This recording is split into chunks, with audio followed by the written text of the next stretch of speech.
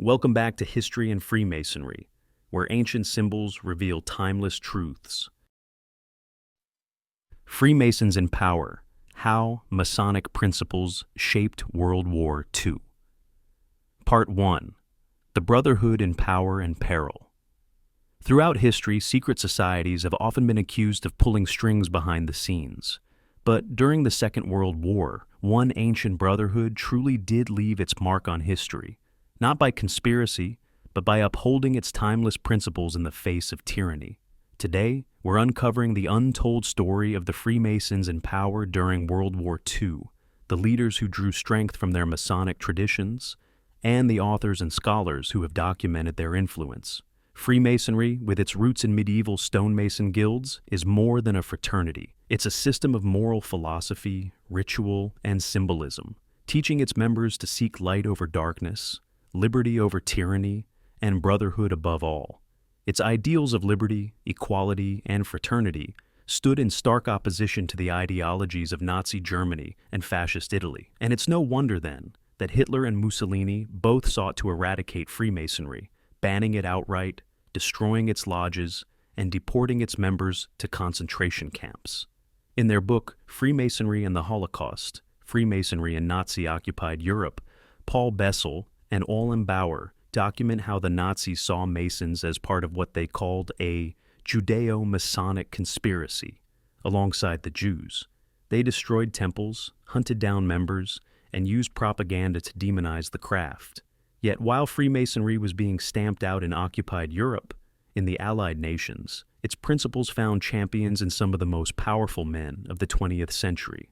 Let's meet the notable Freemasons who held power during this turbulent time, and see how their beliefs shaped their decisions.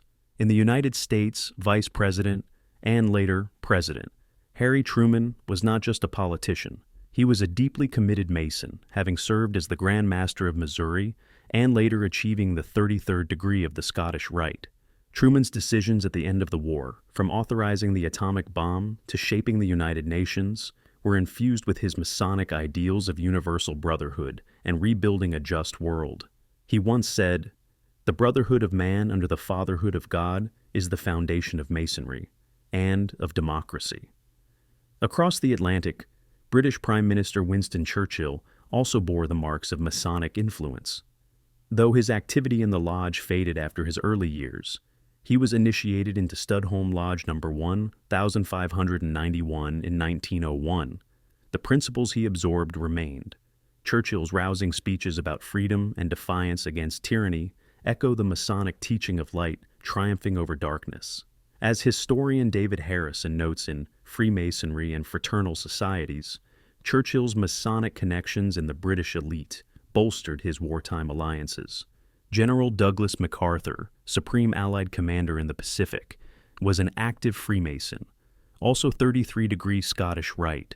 In Japan after the war, he applied Masonic ideals of moral reform and brotherhood to craft a democratic constitution and rebuild society.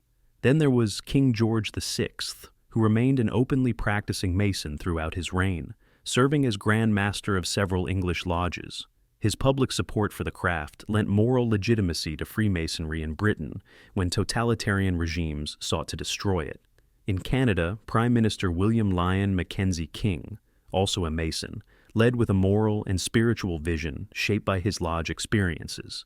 And in Czechoslovakia, Jan Masaryk, Foreign Minister and Mason, fought for democratic principles and against Nazi oppression. Part 2. Principles, Persecution, and Legacy. But what exactly were these principles that inspired these men? To understand their choices, we need to understand the craft itself. Freemasonry is built on a series of moral lessons expressed through rituals and degrees, beginning with the entered apprentice, moving to fellow craft, and culminating in the Master Mason degree. These degrees teach the pursuit of light, symbolizing knowledge, truth, and moral clarity.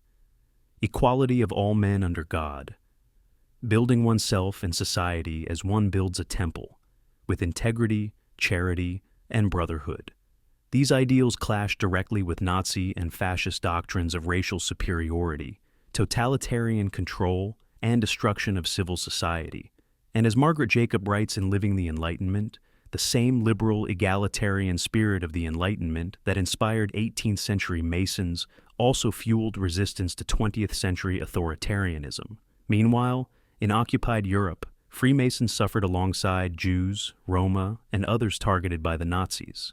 Nazi Germany banned all lodges, destroyed their archives, and sent thousands of members to camps. French Vichy authorities and Mussolini's Italy followed suit. Yet Masonic ideals survived underground and sometimes fueled resistance. Michael H. Kaufman highlights how Masonic networks in France, Belgium, and the Netherlands helped organize resistance cells, using their secrecy and discipline to fight back. These quiet acts of defiance were a testament to the enduring power of the craft. By the end of World War II, the world lay in ruins, but the principles of liberty, equality, and fraternity survived. The post-war period saw Freemasonry flourish once more, thanks in part to these leaders who carried its torch through the darkness. Truman, Churchill, MacArthur, King George, Mackenzie King, Masonic, all stood against tyranny and worked to rebuild a better world. They were not perfect men, but their Masonic principles, their belief in building society as one builds a temple, one stone at a time, helped shape the outcome of the most devastating conflict in history. And as Paul Bessel and Alain Bauer write in Freemasonry and the Holocaust, the flame of Freemasonry never went out, even when its brethren faced the darkest night.